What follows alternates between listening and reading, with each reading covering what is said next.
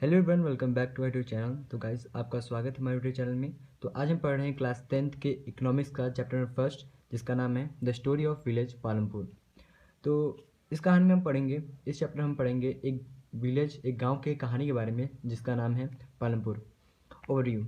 The purpose of the story is to introduce some basic concept relating to production, and this we do through a story of a hypothetical village called Palampur.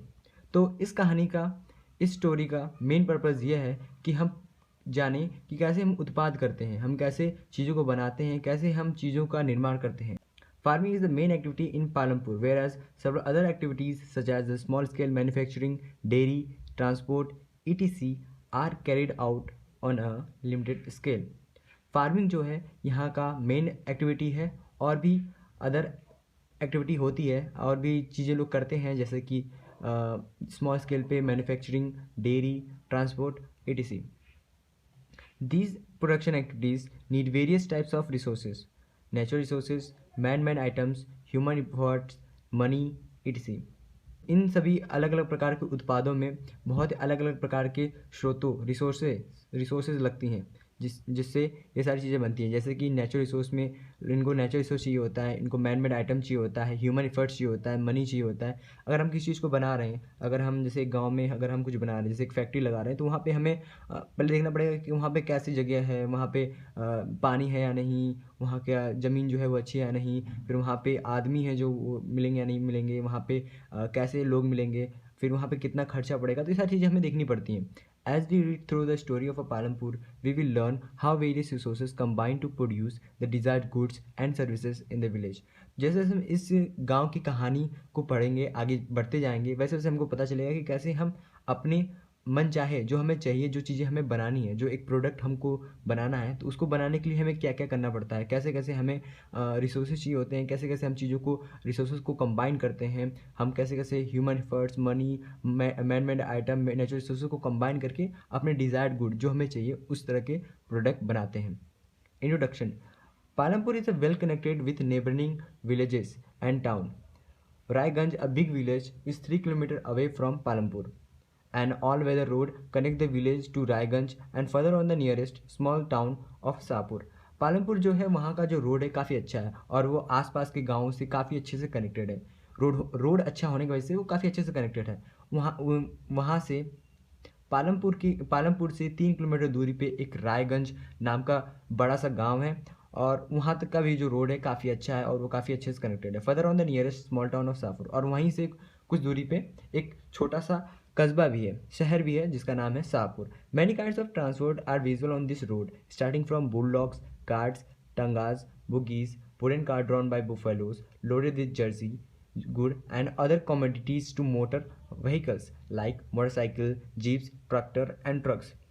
Palampur का जो road है उस पर बहुत अलग अलग प्रकार की गाड़ियाँ चलती हैं। जैसे कि आपको एक बैलगाड़ी भी दिख सकती है, आपको टंगास भी दिख सकता है, कोई आदमी किसी को दिखेगा, कोई आपको रिक्शा वाला दिख सकता है, कोई आपको जो बुल लॉक्स है, जहाँ पे बुल लॉक्स भी दिखेगा, जहाँ पे जो बुल है वो जो गाड़ी है उसको खींच रही है, और जो गाड़ी है वो गुड़ से भरी हुई है, और वहाँ पे मोटरसाइकिल्स, जीप, ट्रैक्टर, ट्रक्स ये भी चलती हैं। This village has about 450 families belonging to several different castes. The 80 upper caste families own the majority of the land in the village. The houses, some of them quite large, are made of brick and cement plastering. The SCs, the lead, comprise 1/3 of the population and live in the one corner of the village and in much smaller houses, some of which are of mud and straw.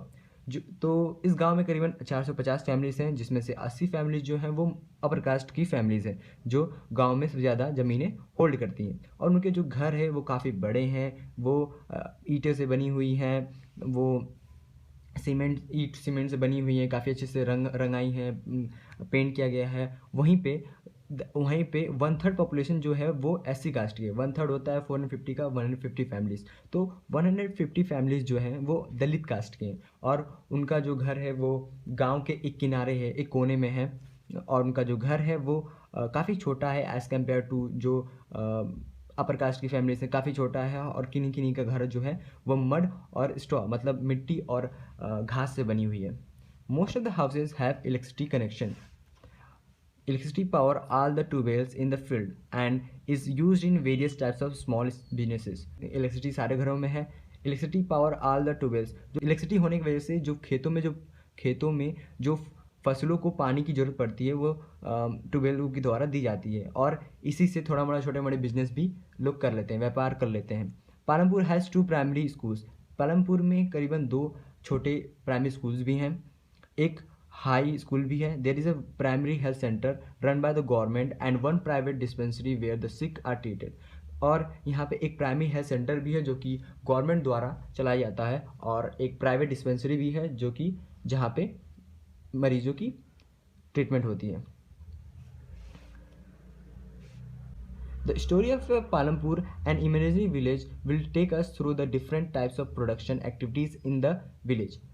In village across India, farming is the main production activity. The other production activities referred to as non-farm activities include small manufacturing, transport, shopkeeping, etc. We shall take a look at the both and these types of activities after learning a few general things about production.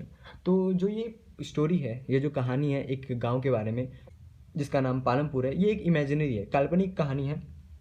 और जैसे जैसे हम इस कहानी में आगे बढ़ते जाएंगे तैसे तैसे हमें पता चलेगा कि उत्पाद करने के लिए, प्रोडक्शन करने के लिए हमें कैसे कैसे चीज़ें की ज़रूरत पड़ती हैं. और भारत के गाँव में जो फार्मिंग होती है वो वहाँ का मेन व्यवसाय होता है. वहाँ पे लोग फार्मिंग से ही रोजी रोटी चलती है. और भी लोग चीज़ें करते हैं और भी दूसरे काम करते हैं, जैसे कि छोटे स्केल पे शॉपकीपिंग हुआ, छोटे स्केल पे मैन्युफैक्चरिंग हुआ, ट्रांसपोर्ट हुआ, कोई गाड़ी चला लिया, कोई दुकान खोल लिया, कोई छोटा मोटा बिजनेस कर लिया. तो ये जो भारत के जो गाँव हैं वहाँ पे ऐसे ऐसे छोटे छोटे रोजगार करके लोग अपना रोजी रोटी चलाते हैं. और जैसे जैसे हम इस कहानी में आगे बढ़ते जाएंगे तैसे तैसे हम इन सारी चीज़ों के बारे में जानते जाएंगे. So the aim of the production is to produce the goods and services that we want. There are 4 requirement for production of goods and services. तो जो हमारा मेन मकसद है उत्पाद करने का वो यही है कि हमें जो चाहिए, हम क्यों किसी चीज़ को बनाएंगे, क्योंकि हमें जो चाहिए उसी चीज़ को बनाने के लिए हमें क्या क्या जरूरत पड़ती है, वो ही हमारा मकसद है कि हम जो चीज़ बनाना चाहते हैं वो हमारा मतलब उसमें क्या क्या लगेगा, कैसे हम उसको बनाएंगे. तो वो हमारा मेन मकसद वो है कि हम कैसे उसको बनाएंगे. तो there are 4 requirement for production of goods and services. तो यहाँ पे अगर आप किसी चीज़ को बनाना चाहते हैं, आप जैसे कि कुछ चीज़ का आपको चाहिए, तो अगर आप एक फैक्ट्री लगाना चाहते हैं तो फैक्ट्री लगाने के लिए आपको क्या करना पड़ेगा, तो वो होता है कि क्या क्या रिक्वायरमेंट होता है. तो the first requirement is land and other natural resources such as water, forest, minerals. तो सबसे पहला रिक्वायरमेंट यही है कि आपको लैंड चाहिए. उसके बाद और भी अदर रिसोर्सेज भी आपको लगेंगे, जैसे कि वाटर है, फॉरेस्ट है, मिनरल्स है. The second requirement is labour, people who will do the work. Some production activities require highly educated workers to perform the necessary task. Other activities requires workers who can do manual work. Each worker is providing the labor necessary for production. तो जो दूसरा जो requirement है वो labour का है, और वो ऐसा लेबर कि वो आपको आपका जो काम है वो करके दें. जैसे कि अगर आपको एक हायर पोजीशन पे चाहिए, जो कि जहाँ पे आपको एक इंटेलिजेंट पर्सन चाहिए, एजुकेटेड पर्सन चाहिए, जो कि आपका काम काफ़ी एफिशिएंटली और काफ़ी अच्छे से करके दे, तो आपको वहाँ पे एक हाई एजुकेटेड पर्सन को लगाना पड़ेगा. वहीं पे नीचे स्तर पे जहाँ पे आपको मैनुअल वर्क करना है, जैसे कि आपको कॉमन वर्क करना है, तो वहाँ पे आपको मैनुअल वर्कर भी चाहिए. तो आपको दोनों टाइप के एम्प्लॉय के रखना पड़ेगा, जहाँ पे आपको हाईली एजुकेटेड पर्सन को भी रखना पड़ेगा और एक मैनुअल वर्कर को भी रखना पड़ेगा, जहाँ पे वो आपका काम करके देते. तो आपको जो चीज़ें, आपको ये भी एक रिक्वायरमेंट है लेबर का, कि आपको अगर ये भी एक रिक्वायरमेंट है, तो लेबर भी आपका एक रिक्वायरमेंट होता है कि अगर आपको कोई प्रोडक्शन करना है गुड्स एंड सर्विसेज का. तीसरे पे आते हैं. The third requirement is physical capital, the variety of inputs required at every stage during production. What are the items that come under physical capital. तो जो तीसरा चीज़ है, जो तीसरा रिक्वायरमेंट है वो फिजिकल कैपिटल का है. तो जो the variety of input required at every stage, what are the items that come under physical capital. Tools, machines, buildings. Tools and machines are range from very small tools such as the farmer plows to sophisticated machines such as the generators, turbines, computer. It is machines, buildings can be used in production over many years and are called fixed capital. तो जो physical capital होता है उसमें काफ़ी variety होती है, जैसे कि पहले पे आप देख सकते हैं कि टूल, मशीन, बिल्डिंग्स. आपको टूल्स चाहिए होंगे, मशीन चाहिए होंगे, जो कि आपको छोटे से छोटे स्तर पे, जैसे कि अगर आप फार्मिंग कर रहे हैं तो आपको फरसा चाहिए, कुदार चाहिए, आपको हसुआ चाहिए, जिससे और भी जो आपको काटने वरने की जो भी चाहिए तो वो आपको वो चाहिए। वहीं पे आप अगर एक फैक्ट्री लगा रहे हो तो आपको बड़े बड़े टर्बाइंस लगाने पड़ेंगे, जनरेटर लगाने पड़ेंगे, लाइन हमेशा रहे। फिर उसके बाद आपको मशीनीज लगानी पड़ेंगी, जैसे कंप्यूटर्स हो कि आपका कितना आ रहा है सामान, कितना जा रहा है, कितना रॉ मटेरियल आ रहा है, कितना जा रहा है, वो सारी चीज़ें आपको देखनी पड़ेंगी।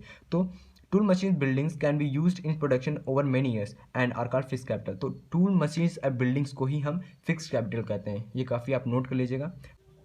Raw materials and money in hand, ये दूसरा टाइप हुआ फिजिकल कैपिटल में। तो प्रोडक्शन करते समय, उत्पाद करते समय आपको बहुत ही अलग अलग प्रकार के रॉ मटेरियल चाहिए होंगे। अगर आप रॉ मटेरियल चाहिए होंगे, जैसे कि अगर आप एक पॉटर हो, अगर आप एक दिया बना रहे हो तो आपको क्ले चाहिए होगा, उस प्रकार की मिट्टी चाहिए होगी। वैसे ही अगर धागा बनाने वाले हो तो आपको उस प्रकार का धागा बनाने के लिए उस टाइप की चीज़ें, रॉ मटेरियल चाहिए होगी। तो यहाँ पे कहने का मतलब ये है कि जो प्रोडक्शन करते समय आपको अलग अलग प्रकार के रॉ मटेरियल्स और मनी इन हैंड का मतलब है कि अगर आप मिट्टी ले लिए तो उसके बाद भी अगर आपको कोई और रॉ मटेरियल खरीदना है तो आपको कुछ पैसे आपके हाथों में भी होने चाहिए, जिससे आप पेमेंट्स कर सकें। और भी अदर नेसेसरी चीज़ें हैं जो कि आपको उस प्रोडक्शन में लगेंगी, वो चीज़ों को आप खरीद सकें।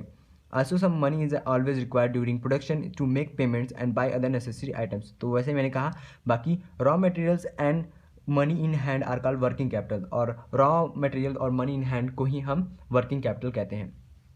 Unlike tools and machine and buildings, these are made up in production. तो वही है। There is a fourth requirement to you will need knowledge and enterprise to be able to put together land, labor and physical capital and produce an output either to use yourself or to sell in the market। कहने का मतलब है कि अगर आप मान लो एक factory लगाना चाह रहे हो, ठीक है, तो आपको सबसे पहले लैंड लेना पड़ेगा। तो लैंड लेना कहाँ है? लाइक आपको वहाँ पे लैंड लेना पड़ेगा जहाँ पे मार्केट जहाँ से क्लोज हो, और वहाँ पे ड्रेनेज की जो सुविधा हो, ताकि सामान बनने के बाद जो भी आपका वेस्टेज हो वो आपको सही से बाहर निकले। उसके बाद वहाँ से पानी हो, वहाँ पे फिर उसके बाद पानी हो, उसके बाद आपका जो लेबरिंग कॉस्ट है, जैसे कि वहाँ पे हाईली एजुकेटेड पर्सन भी हो और वहाँ पे आपको मैनुअल वर्क करने के लिए भी वर्कर्स मिल जाए, तो आपको वो दोनों चाहिए। तो वो आपको दोनों वर्कर इंपॉर्टेंट है आपको प्रोडक्शन में, तो आपको वो दोनों चाहिए। तो कहने का मतलब है कि और तीसरा फिजिकल कैपिटल। तो फिजिकल कैपिटल में है कि आपका जो टूल्स है, मशीन से, बिल्डिंग्स है, तो वहाँ पे कॉस्ट कितना आ रहा है, वो आउट ऑफ मार्केट नहीं है, आपको कहीं बाहर से नहीं मंगाना पड़े, ऐसा कुछ मतलब कि कितना पड़े। फिर बिल्डिंग का कि आपका जो लैंड है वहाँ पे अच्छे से बन पाएगा नहीं, मशीन्स कहाँ पे लगेंगी, फिर रॉ मटेरियल्स, फिर आपको कितना खर्चा होगा, मनी इन हैंड मतलब कितना खर्चा होगा लाने में, आपको रॉ मटेरियल खरीदने में, आपको जो भी अलग अलग चीज़ें चाहिए जिसमें आपको प्रोडक्शन करना है, तो आपको क्या क्या चीज़ें खरीदनी पड़ेंगी, तो वो चीज़ें वहाँ पर मिल रही है नहीं। तो ये सारी चीज़ें आपको यहाँ पे फोर्थ रिक्वायरमेंट जो है वो नॉलेज का। तो आपको नॉलेज होना चाहिए, एंटरप्राइज होना चाहिए आपके पास, कि आपके उन सब चीज़ों को आप कहाँ पे लो, कि आपका एक फैक्ट्री है या फिर आपका जो भी एक प्रोडक्शन करना चाहते हैं तो वो सही से हो, वो चीज़ें अच्छे से हो और आपको प्रॉफिट दें। तो इसे कहते हैं आपको ह्यूमन कैपिटल। जो आपका फोर्थ है उसे कहते हैं human capital. We shall learn more about human capital in the next chapter. तो हम अगले चैप्टर में ह्यूमन कैपिटल के बारे में अच्छे से पढ़ेंगे। Every production is organized by combining land, labor, physical capital and human capital, which are known as the factor of production। तो ये जो प्रोडक्शन करने के लिए जो ऑर्गेनाइज जो सिनेरियो है, जो आपको लैंड से, फिर लेबर से, उसके बाद फिजिकल कैपिटल, फिर ह्यूमन कैपिटल, तो इन सारी चीज़ों को आपको इन सारी चीज़ों को हम कहते हैं factor of production. As we read through the story of Palampur, we will learn more about the first 3 factors of production. For convenience, we will refer to the physical capital as the capital in this chapter। जैसे जैसे इस कहानी में हम आगे बढ़ेंगे, हम पालमपुर की स्टोरी पढ़ते जाएंगे, वैसे वैसे हम इन टॉप 3 फैक्टर्स के बारे में, फैक्टर ऑफ प्रोडक्शन के बारे में पढ़ेंगे, जो कि है आपका लैंड, लेबर और फिजिकल कैपिटल। और फिर उस फॉर कन्वीनियंस, और आपको बता दें कि वी विल रिफर, और हम फिजिकल कैपिटल को कैपिटल करके बात करेंगे। बाकी हम जो ह्यूमन कैपिटल है उसको हम नेक्स्ट चैप्टर में पढ़ेंगे।